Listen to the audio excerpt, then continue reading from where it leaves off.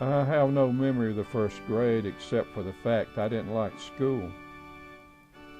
My mother said I came home from my first day in the first grade at school, threw my books on the bed, and said, "I'm never going back to that place again."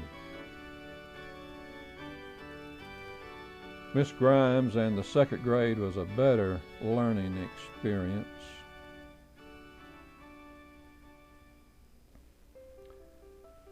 I can still see these third grade faces in my memory. I took pride that I was not the smallest boy in that class.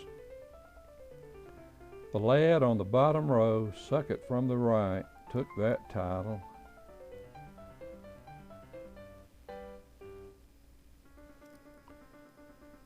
Little acorns growing to mighty oaks.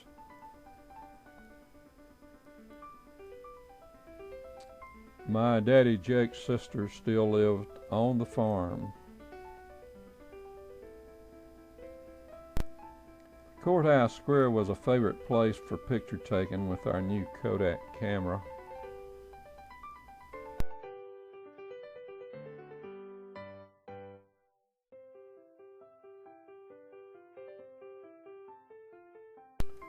I believe it was Betty, with the money she was making at Belk Hudson, who bought the Kodak camera and brought it into the family. I believe this Kodak used 620 roll film.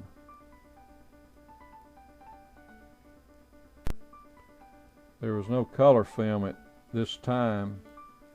Too bad. Mama's dress would sure stand out. This is why my sister Juanita started hand tinting the pictures we were beginning to collect.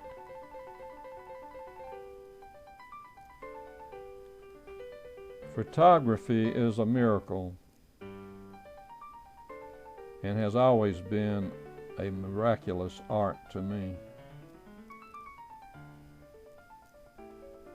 Images preserved in time forever. Photography made life three-dimensional.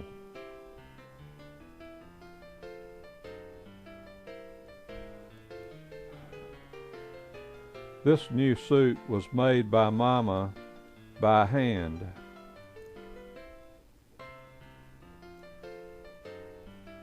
Mama made a lot of our clothes. Store-bought clothes was no better. We sort of grew accustomed to the dust thrown up by cars driving up and down the road.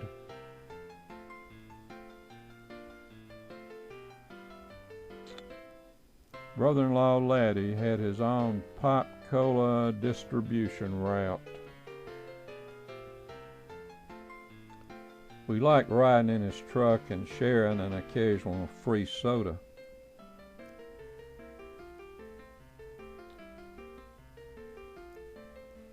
We also enjoyed Laddie's tall tales, in between catching lightning bugs in a fruit jar, on those hot summer nights on the front porch. Shelby's nickname was Jinx. Junebug was like a brother to me in those days. Joanne loaded down with babies Kathy and Melvin. Danny joined the group. Kathy later had a sister they named Janice. Daddy dressed up for church holds his last son, Melvin. My daddy was a deacon at our church.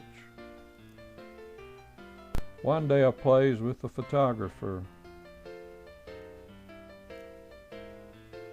We all like posing for pictures. My tricycle became my brother's.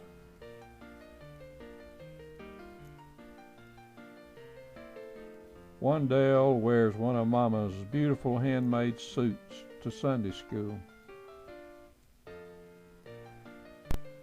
Then we moved again. We moved to the Redfern house a couple blocks up the road. This place was right next to our church, Eastside Baptist. Mel sits on the bumper of our old Dodge, the first car we ever owned. Our neighbors were Mr. and Mrs. Trulup, who lived across the street. Daddy would polish all our shoes on Sunday mornings and line them up for us to wear to church.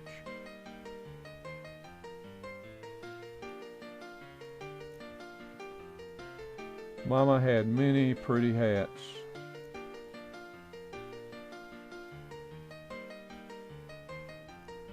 Another Sunday, and my nephews and I went up the dusty road to our church.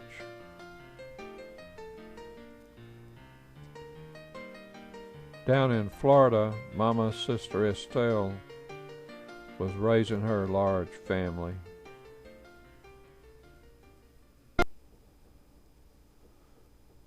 The Redfern family kept the attic locked in this house. One time we saw a man come in, go upstairs, unlock the door that stayed locked, went in, open up a trunk, and take out a large stuffed golden eagle.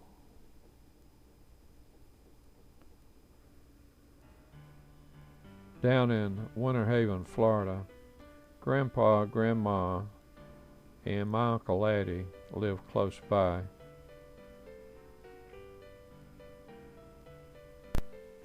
I accepted the way of Christ and was baptized at this church my father helped to build. I planned on being a missionary.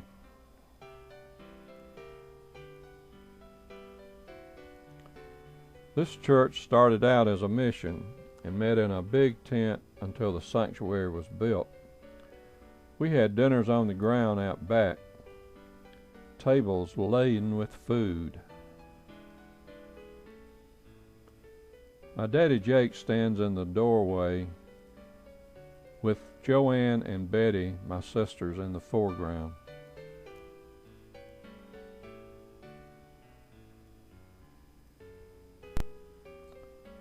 This is Betty with her Sunday school class.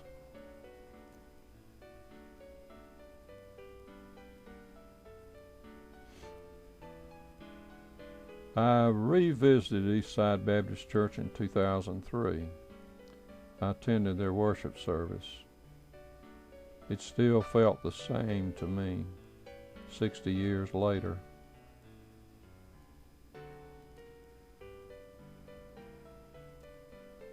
The Sunday school buildings were still there. The road behind the church was still there.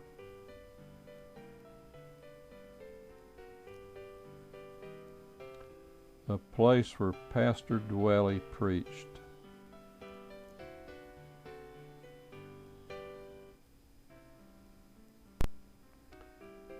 The place where I learned about Jesus.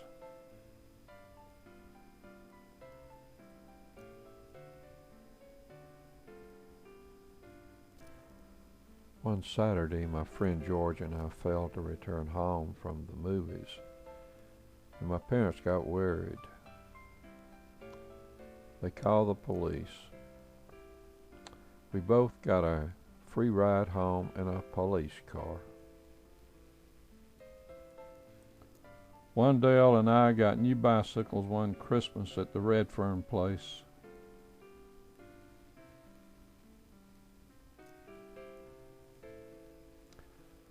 Another winter day, we went to visit Daddy's family in the country. His brother Rube and Mother Gracie, our grandma, was always pleasant to be around. A cousin of ours had a pinto pony like in the cowboy movies. Wendell, a few days ago, had fallen down and knocked a big abscess on his head. He had to have it lanced at the doctor's office. Baby brother Mel was growing on up. Wandale also.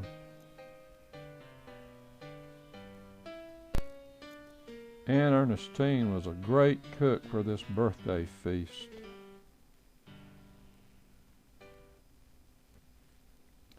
Cousin Huey Hires holds Grandma's birthday cake.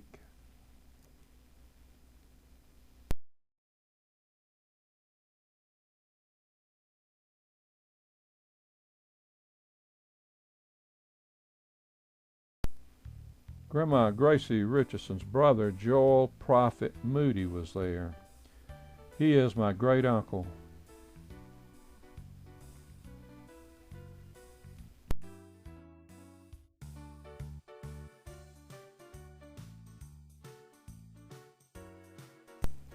This was Grandma's 65th birthday here in 1952.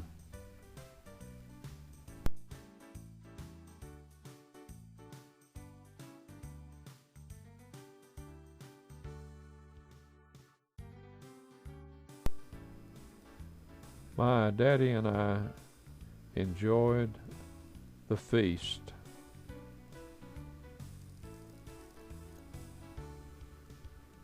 Mama and sister stands in front of Sister and Laddie's old Ford.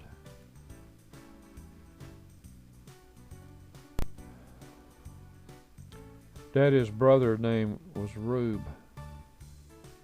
Rube is a real quiet man. He never smoked much. Him and my dad could sit beside each other all day and not say but a few words. He was a lot like my brother Wandale. Betty married Stanley.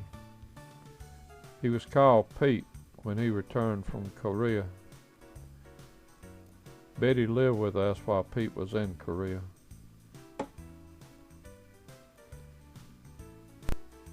We called Sister Betty Pie Baby, a nickname, because she was so sweet. Another time, we all got in a car and drove to the airport to look at the airplanes.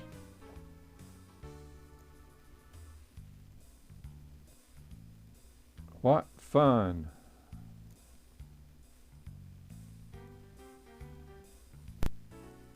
Joanne later married a pilot.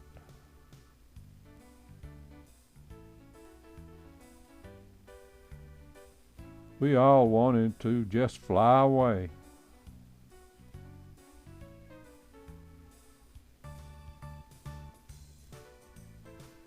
I believe Laddie was behind this adventure.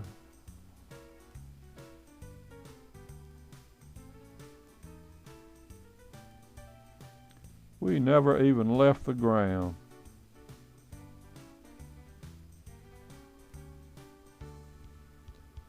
Shelby wasn't happy about it. Sorta sparked the flying bug in me. I began collecting model airplanes. Then, for some reason, we moved one more time. We moved to the Moultrie Apartments. This was the last place we lived in Moultrie.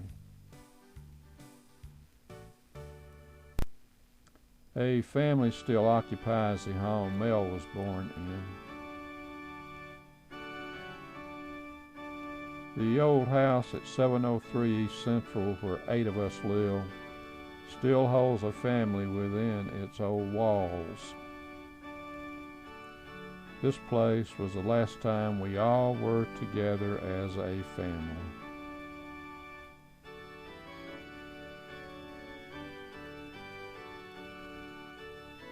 Mama tried to keep us all together as a family all her long life.